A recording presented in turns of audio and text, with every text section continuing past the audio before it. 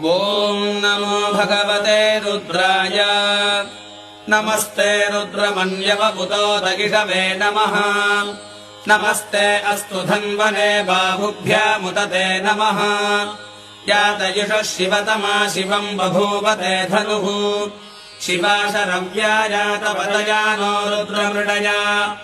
याते रुद्रशिवा तनूरघोरा पापकाशिनी तया नस्तनुवाशन्तमया गिरिशन्ताभिजाकशीः यामिषम् गिरिशन्तहस्ते विभक्ष्यस्तवे